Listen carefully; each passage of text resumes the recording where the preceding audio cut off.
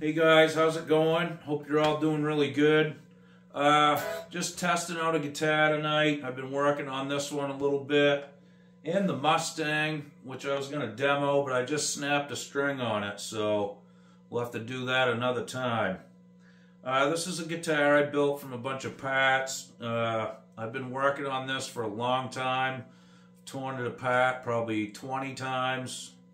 It's a long story, but here we go. We're just going to test it out and see what it sounds like now.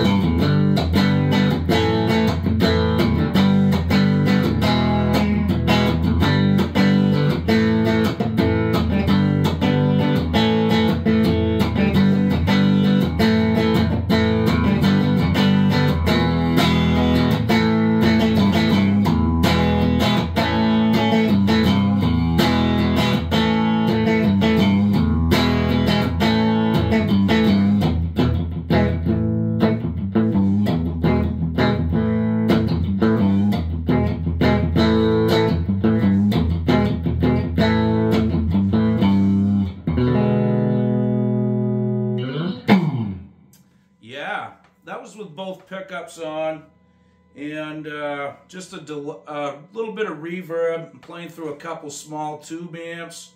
They were almost starting to break up a little bit. Nice warm tone going on.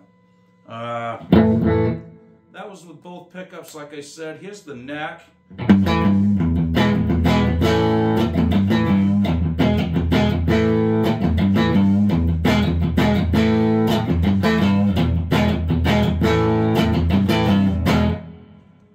Glassy for a humbucker. You can roll that tone back, you know, it's just a master tone, like I said, and I've got a volume going to each pickup and a three-way switch like a Les Paul. But these pickups have a lot of high-end bite, more so than any of the guitars that I own with humbuckers, honestly. That's why I put so much effort into this, because I just love that option of having that, you know, humbucker with the nice top end to it. It's kind of hard to come by. Anyway, yeah, that was the neck pickup. Let's get down to the bridge pickup. A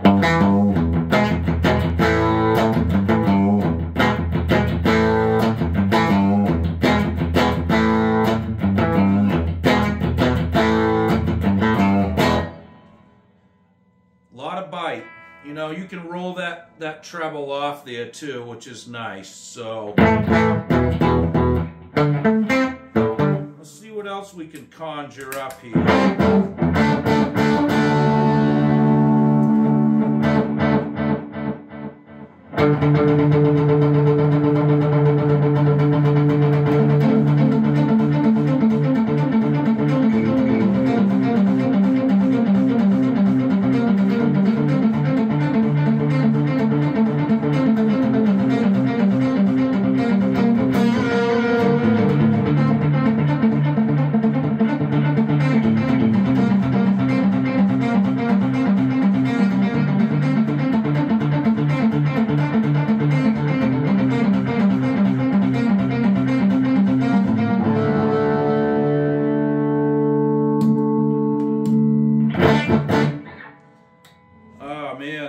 That brings back some memories. That was my first effect pedal ever. I still have it on my board. An old Digitech 2-second digital delay. I really don't know what the model is. Something PD something 1002 maybe.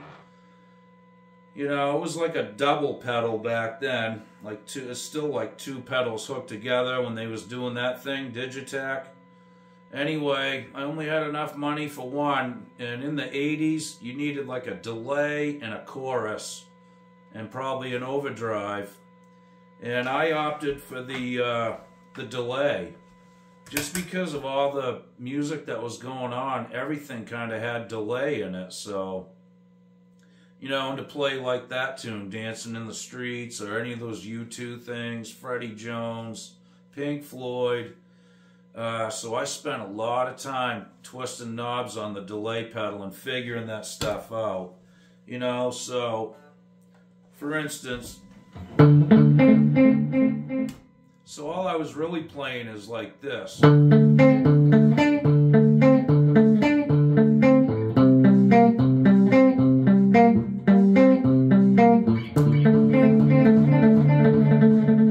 I mean?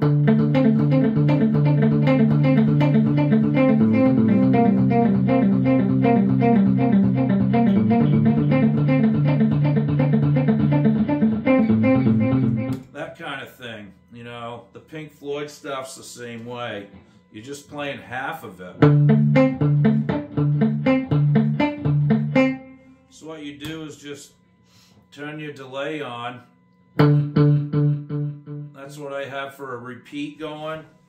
I might turn the infinite repeat down a little so it trails off not so long and goes away quicker. So what you do is just start really slow, and I do it with downstrokes, like, and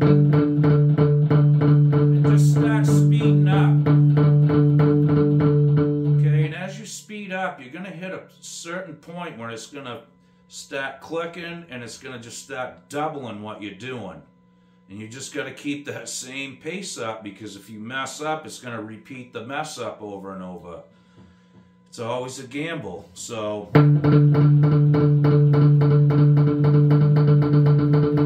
there it is.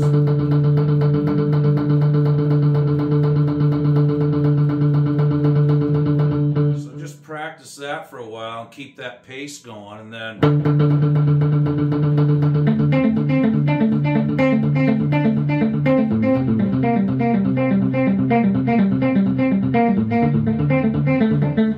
that kind of thing. It's really good. It, you know, works on your timing and keeps you punctual and stuff like that. And it's just kind of fun to do, you know. As I said before, I'm really happy to have this guitar playing the way it's playing. The action is super low on this, no buzzes. It's gonna be in the rotation again. I'll play this guitar a lot because it's really all of the guitars that I own packed into one kind of thing for me. Just the way it's set up, and you know, the way everything works. It's got a little bit of sound of a Telly, a Les Paul, which are two of my favorites, and the playability is just great. It's nice and light, it's comfortable, and I dig the Explorer headstock, you know. I grew up in the 80s. I got a bunch of Superstrats on the wall down there. That was kind of the thing.